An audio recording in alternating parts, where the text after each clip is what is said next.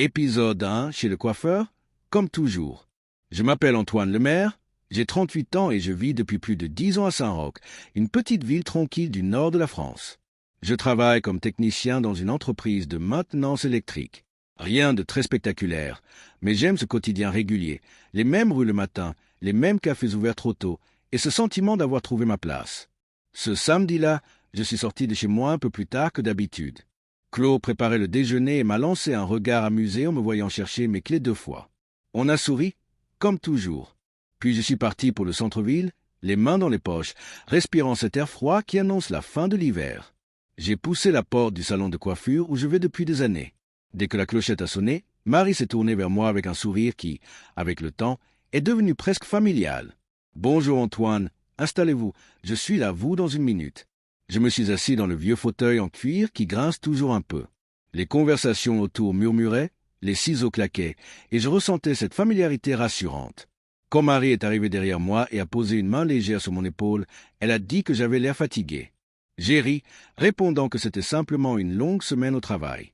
Elle a commencé la coupe, geste sûr et rapide, puis soudain elle s'est arrêtée.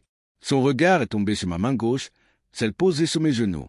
J'ai senti son hésitation avant même qu'elle parle. « Votre bague, Antoine, elle a disparu ?»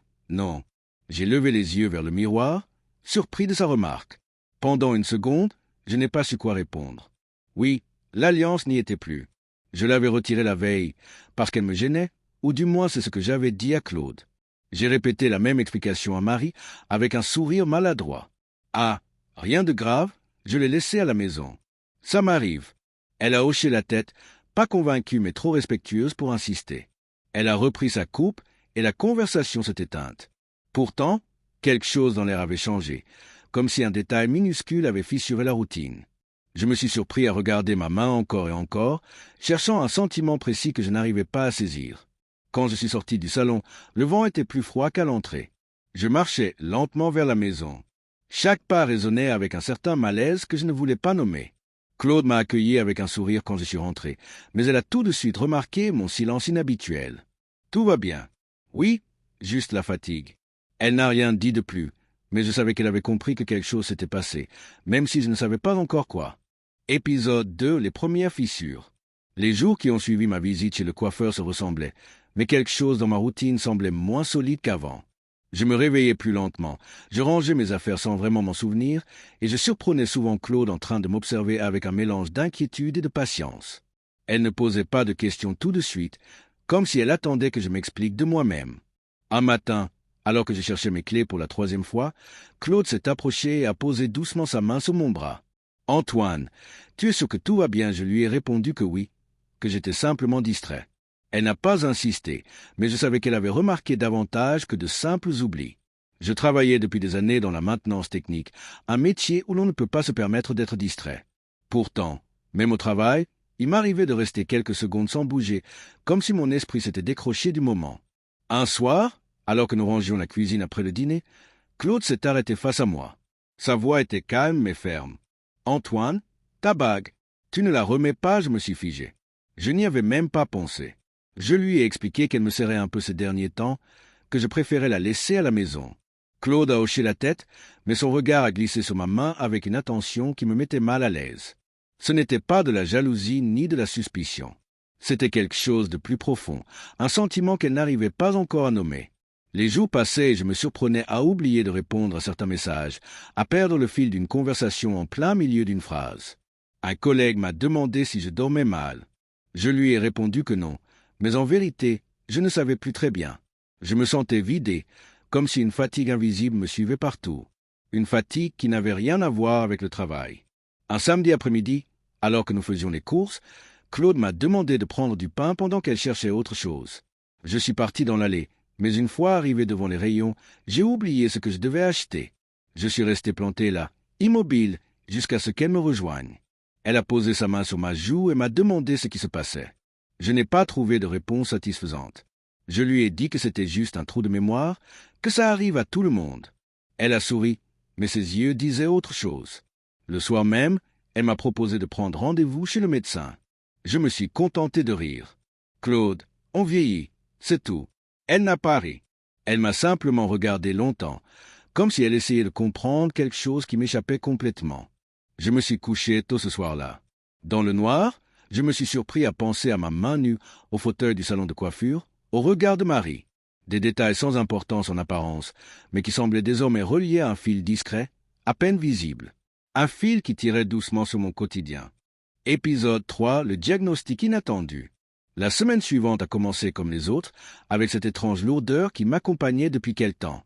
Je faisais de mon mieux pour ignorer les regards inquiets de Claude et les questions discrètes de mes collègues. Pourtant, au fond de moi, je savais que quelque chose n'allait pas. Chaque matin, il me fallait un effort plus grand pour me concentrer, comme si mon esprit avançait dans une brume légère mais persistante. Un mercredi matin, au dépôt, je préparais le matériel pour une intervention simple, une opération que j'avais faite des dizaines de fois. Je me souviens avoir ouvert la caisse à outils. Ensuite, tout devient flou. Mes collègues m'ont raconté que je me suis appuyé contre le mur, le visage pâle, avant de m'effondrer. Je ne me souviens que de la sensation du sol qui se dérobe sous mes pieds, puis du silence. Quand j'ai rouvert les yeux, la lumière blanche du plafond d'hôpital m'a ébloui. Claude était assise à côté de moi, les mains serrées autour de celles des infirmières qui venaient de terminer leur geste. Son visage était marqué par la peur, mais aussi par un immense soulagement en me voyant revenir à moi. « Tu m'entends, Antoine ?» je voulais répondre, mais ma gorge était sèche. Elle m'a donné un peu d'eau, puis a posé sa main sur mon front. Les médecins sont arrivés presque aussitôt, parlant de tests, d'examens complémentaires et de résultats préliminaires. Leur voix était calme et sérieuse. Ils avaient détecté une anomalie cardiaque qui nécessitait des analyses plus poussées. Une faiblesse ancienne, silencieuse, probablement là depuis des années. Claude m'a regardé avec une douceur mêlée de reproches. « Tu aurais dû m'écouter. » Je n'ai pas su quoi dire. Elle avait raison. Depuis plusieurs semaines, j'avais minimisé mes symptômes, me persuadant qu'il s'agissait simplement de fatigue. Allongé sur ce lit d'hôpital, je comprenais que mon corps me parlait depuis longtemps, mais que je refusais de l'entendre. Les jours suivants ont été rythmés par les examens.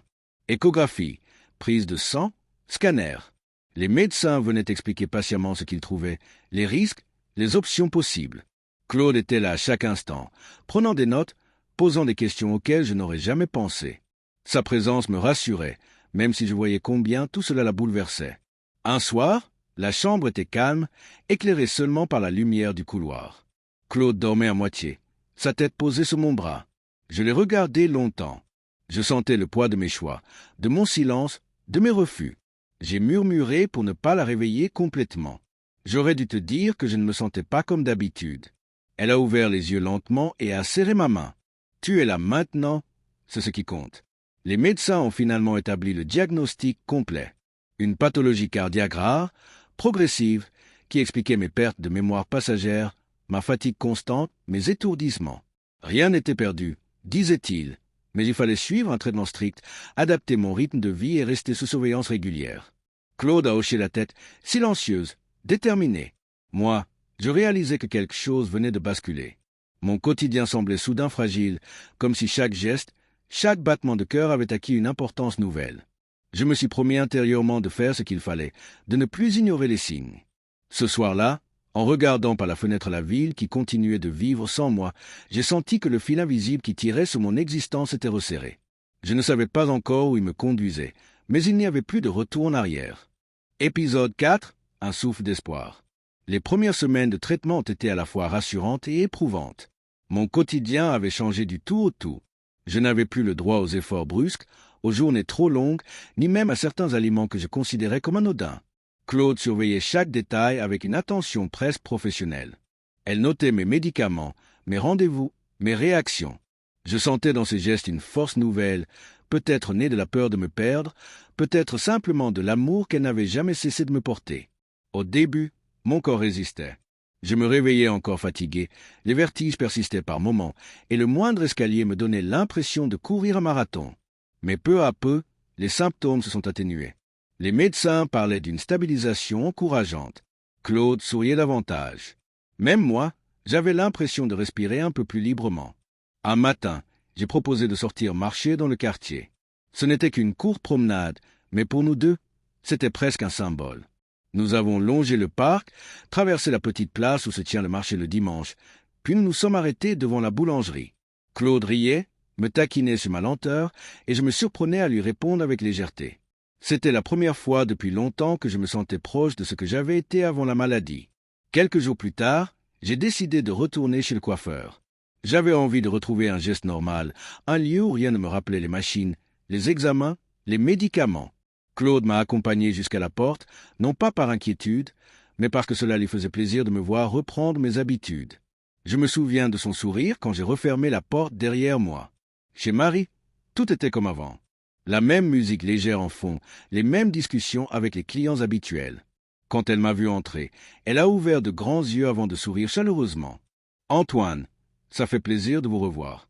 Vous allez mieux, on dirait. » Je lui ai répondu que oui, que ça avançait lentement mais sûrement. Elle m'a installé dans le fauteuil et a commencé à couper mes cheveux. À un moment, elle a remarqué l'alliance que je portais de nouveau. Elle a posé ses ciseaux, m'a regardé dans le miroir et a dit en souriant que la bague me donnait meilleure mine, surtout maintenant que j'avais retrouvé un peu de couleur. J'ai ri.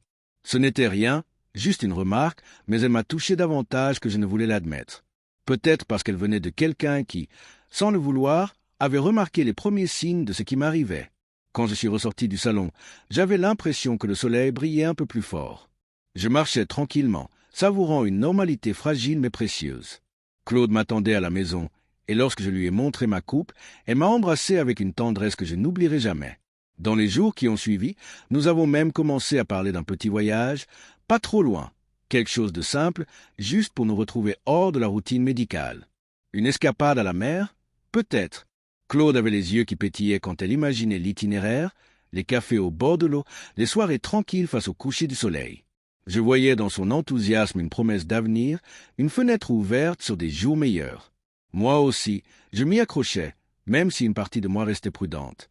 La maladie m'avait appris que rien n'était jamais acquis. Pourtant, à cet instant, je voulais y croire. Ces moments de douceur formaient un répit inattendu, comme si le temps nous offrait une parenthèse pour respirer à nouveau. Je ne savais pas combien elle durerait, mais je la savourais avec une intensité nouvelle. C'était peut-être cela, l'espoir. Un souffle fragile, mais suffisant pour avancer. Épisode 5, le dernier passage. Les semaines de répit avaient apporté une forme de sérénité que ni Claude, ni moi n'avions connue depuis longtemps. Chaque journée était devenue un petit cadeau, une occasion de savourer ce qui nous semblait autrefois banal. Je me sentais plus stable, plus confiant. Les médecins parlaient d'un progrès encourageant, même si la vigilance restait de mise. Claude continuait de veiller sur moi, mais avec un sourire plus léger, comme si elle laissait enfin l'angoisse se dissiper. Un samedi matin, je me suis senti assez en forme pour retourner chez le coiffeur. Depuis ma dernière visite, mes cheveux avaient repoussé rapidement et cela me donnait un air négligé dont j'avais envie de me défaire. J'ai annoncé calmement à Claude que j'y allais. Elle a levé les yeux de son livre, m'a observé une seconde, puis a souri. « Ne traîne pas trop. » Je lui ai répondu que je serais de retour avant midi. Il faisait frais dehors, mais le ciel était clair, presque printanier. Je marchais d'un pas tranquille, appréciant la lumière douce sur les façades. Rien n'indiquait que cette journée serait différente des autres. Je me sentais un peu fatigué, mais rien d'alarmant. Une fatigue supportable, habituelle, contre laquelle je savais me battre. En arrivant au salon, la clochette a sonné comme d'habitude. Marie s'est tournée vers moi, sincèrement heureuse de me revoir. « Antoine, parfait timing, j'allais juste finir avec ce client. » Je me suis installé dans le fauteuil, celui qui grinçait toujours, comme si rien n'avait changé depuis des années. Marie a commencé à préparer ses ciseaux, puis, en me regardant dans le miroir, elle a remarqué mon sourire discret. « Ça fait plaisir de vous voir ainsi. » Je lui ai répondu que je me sentais mieux, que le traitement faisait enfin effet. Elle a hoché la tête, rassurée. Mais au moment où elle posait ses mains sur mes épaules pour ajuster la cape, j'ai senti une lourdeur étrange dans ma poitrine. Pas une douleur franche, mais une pression, comme si mon cœur avait soudain perdu son rythme. J'ai inspiré profondément, espérant que cela passerait. Marie a remarqué mon geste. Tout va bien, je voulais dire oui, mais mes mots se sont perdus dans ma gorge. Ma main gauche a glissé sur l'accoudoir, comme si je cherchais instinctivement à vérifier que mon alliance était encore là. Un réflexe qui m'a traversé sans raison précise. La salle s'est mise à tourner légèrement. Marie, inquiète, a posé ses ciseaux et s'est approchée. « Antoine, regardez-moi. » Je n'arrivais plus à me concentrer. Un voile gris brouillait ma vision. Je me souviens avoir entendu la clochette sonner à nouveau, quelqu'un entrant ou sortant, puis les voix se sont éloignées. Marie appelait de l'aide, mais tout semblait de plus en plus lointain. Une seconde de lucidité m'a traversé. J'ai pensé à Claude, simplement son prénom, comme un dernier ancrage. Quand les secours sont arrivés, j'étais déjà inconscient. On m'a raconté que les infirmiers ont tout tenté, que Marie n'a pas quitté mon côté un seul instant. Mais mon cœur, fragilisé depuis des mois, n'a pas supporté cette dernière défaillance.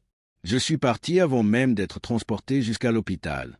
Claude a été prévenu immédiatement. Quand elle est arrivée au salon, il ne restait que le silence et quelques regards compatissants. Marie lui a remis mon alliance, qu'elle avait retirée délicatement de mon doigt avant l'arrivée des secours. Claude l'a prise dans sa paume avec un calme presque irréel. Elle n'a pas pleuré sur le moment. Elle a simplement dit d'une voix douce que je ne l'enlevais plus depuis longtemps. Les jours qui ont suivi ont été lourds, faits de démarches, de visites silencieuses, de souvenirs qui affluaient sans prévenir. Claude a ramené l'alliance à la maison. Elle l'a posée sur l'étagère du salon, juste à côté de la photo prise quelques semaines plus tôt. Celle où je souriais sous le soleil, comme si la maladie n'avait jamais existé. C'est là que l'histoire s'est arrêtée. Dans une maison devenue trop calme, mais où mon absence continuait d'exister à travers les objets, les gestes et les souvenirs. Claude a repris sa vie lentement, avec une dignité silencieuse, portant ma mémoire sans chercher à la fuir. Ainsi s'est refermé le fil de notre histoire. Un fil fragile, tiré jusqu'au dernier battement. The End.